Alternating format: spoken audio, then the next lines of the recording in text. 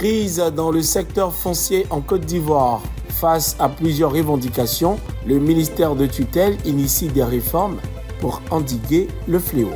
Le service juridique de la Société de transport lagunaire a tenu une conférence de presse. Objectif : faire la lumière sur l'affaire Snedaï, condamnée à payer 9,5 millions d'euros à Martin Kofi-Studer. Le mal est présent, il faut le stopper. Face aux nombreux litiges constatés ces derniers temps dans le foncier, le ministère ivoirien en charge de la construction, du logement et de l'urbanisme a convoqué la presse. Objectif : initier et présenter des réformes pour améliorer le secteur et mettre fin aux différents conflits. L'utilité d'autres termes. Mais l'attestation villageoise, on a dû sans doute vous l'expliquer, ce n'est pas le ministère. Il y a eu les lettres d'attribution avant 2013 qui n'ont plus cours aujourd'hui. Depuis la réforme de 2013, c'est l'attestation villageoise dont la production et la structure relèvent exclusivement des chefferies. Une fois que j'ai dit ça, je me dois aussi de dire que notre problème, quand nous parlons de l'attestation villageoise, de l'ADU, etc., ce n'est pas une accusation.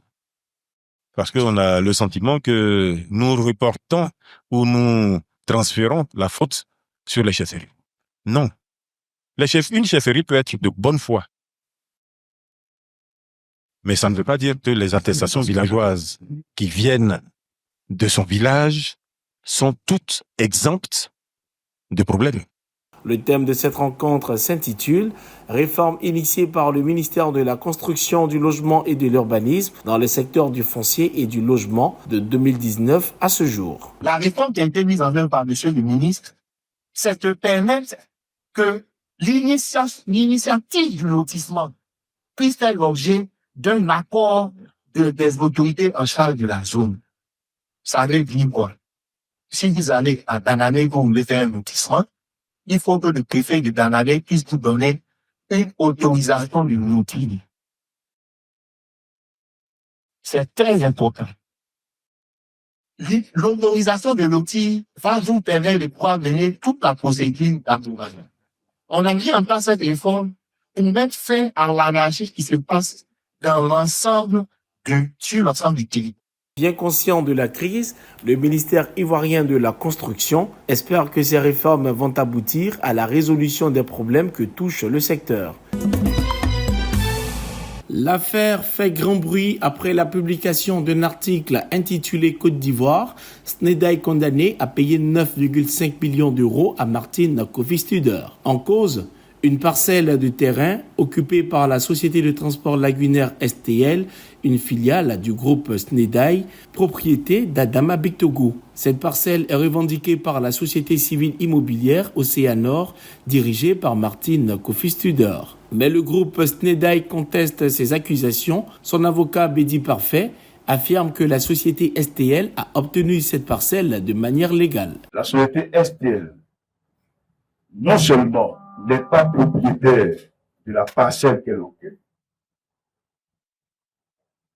mais également, elle ne revendique pas la propriété. Elle ne peut donc s'engager dans une logique de dédommagement d'une personne qui en revendique la propriété.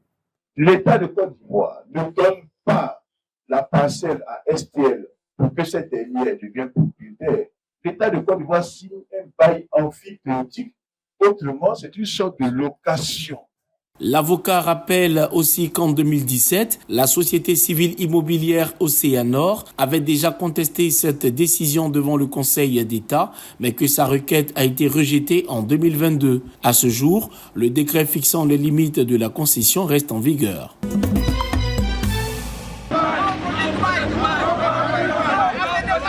Un litige foncier secoue la localité de Songon à Iwaï.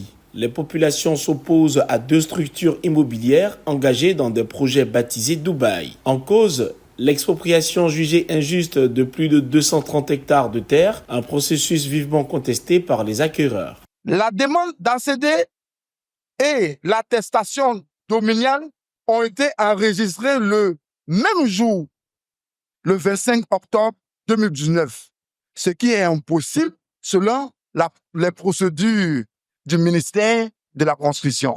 L'ACD dont se prévalent ces entreprises couvre même pratiquement tout le village d'Aïwaï. En revanche, Dibelou Gérard, directeur technique de la compagnie CTMC, assure que les attestations de cession définitive ACD détenues par son entreprise ont été obtenues en toute légalité. Toutefois, il dénonce l'attitude de M. Frédéric Fatien, dont le rôle dans ce dossier semble être au centre des tensions actuelles. Dans le processus de vente, on avait dit dans un premier temps qu'il fallait indemniser les plans. On s'est entendu avec les villageois. On est autour de 80% d'indemnisation des plans. Cette sortie est vraiment très, très dommage dans la mesure où on n'avait pas besoin de passer devant la presse pour aborder ce genre de situation difficile. Ce conflit s'inscrit dans un contexte plus large marqué par la multiplication des litiges fonciers en Côte d'Ivoire. Cette affaire met en évidence la nécessité d'un cadre juridique plus strict et d'une transparence accrue dans l'octroi des titres fonciers afin de mieux protéger les droits des acquéreurs et de prévenir de telles contestations. C'est tout pour ce 7 minutes. Merci de l'avoir suivi. Restez sur cette info. Les programmes se poursuivent.